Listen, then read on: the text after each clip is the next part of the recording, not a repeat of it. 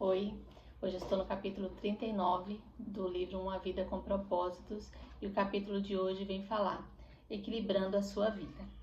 Vivam com o devido senso de responsabilidade, não como homens que não sabem o significado da vida, mas como aqueles que o conhecem. Está em Efésios 5,15. Não permita que os erros dos maus conduzam vocês pelo caminho errado e façam vocês perderem o equilíbrio. Então, esse capítulo aqui, ele vem falar pra gente de como nós equilibrarmos a nossa vida diante da nossa missão, né? Diante do que nós temos como missão. E eu vou relembrar aqui para vocês os propósitos, né, do livro, a nossa missão, que é assim: você foi planejado para agradar a Deus, é o propósito 1. Propósito 2, você foi formado para fazer parte da família de Deus. Propósito 3, você foi criado para se tornar semelhante a Cristo. Propósito 4, você foi moldado para servir a Deus. E o propósito 5, você foi feito para uma missão. Então, como que você equilibra a sua vida para você cumprir, né, esses propósitos todos ao qual o livro nos traz, né, que é o nosso propósito de vida aqui na Terra. Então, fala muito dos nossos relacionamentos, né, fala da nossa visão de mundo mesmo, que a gente tem que modificar e olhar para o espiritual, né? Olhar para o lado da salvação das pessoas, né? Olhar para o lado espiritual mesmo, para que a gente tenha força, né? Porque as coisas desse mundo nos prendem em muitas situações, muitas coisas que a gente quer, que a gente corre para lá e para cá na vida, às vezes a gente fica disperso, né, do nosso propósito de agradar a Deus, de se parecer mais com Deus, né, de adorá-lo, de levar a palavra de Deus para as pessoas. Então, como que a gente tem que equilibrar? Aí ele traz alguns tópicos, né, que fala de você conversar com outro irmão sobre isso, né, está se fortalecendo a sua fé, na verdade, com outras pessoas que possam estar ajudando a você na caminhada, porque é muito fácil cair, né? A gente até pode começar animada, eu vou fazer, eu sei que é isso que Deus quer para mim, mas assim, às vezes no meio do caminho você desanima, né? E você acaba esquecendo. Então é importante que você tenha alguém para caminhar junto com você, que você possa dividir as suas angústias, né? Dividir o que você está pretendendo fazer, as coisas, as novidades e também os seus medos, né? Para que aquela pessoa esteja caminhando na mesma direção que você, né? Para estar te ajudando ali nesses propósitos, né?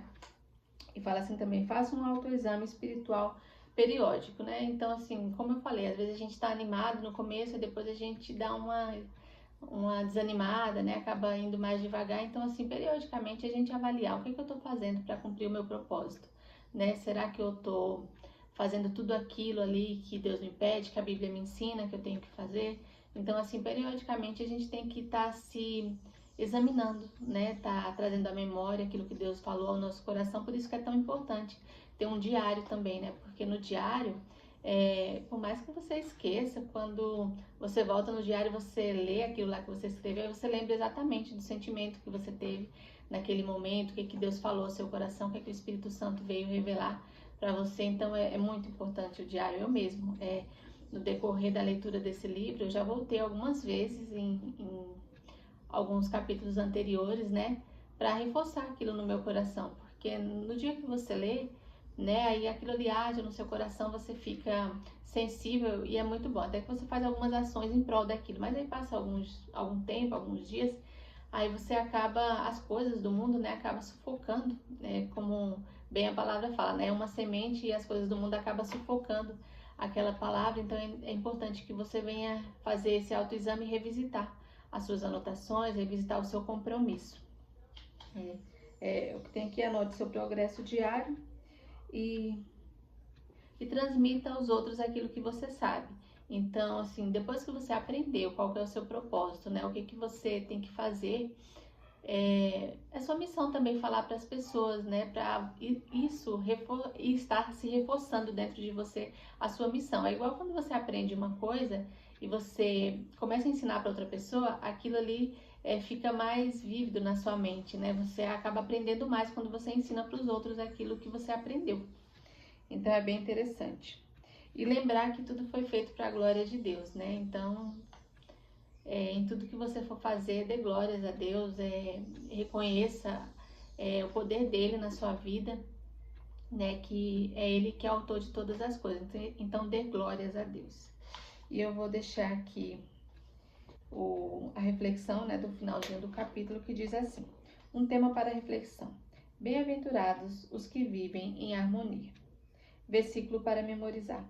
Vivam no devido senso de responsabilidade, não como homens que não conhecem o significado da vida, mas como aqueles que o conhecem. Está em Efésios 5,15.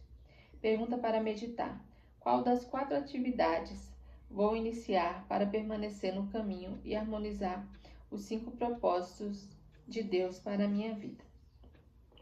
Então, as 5 atividades, só para relembrar, né? É transmitir aos outros aquilo que você sabe.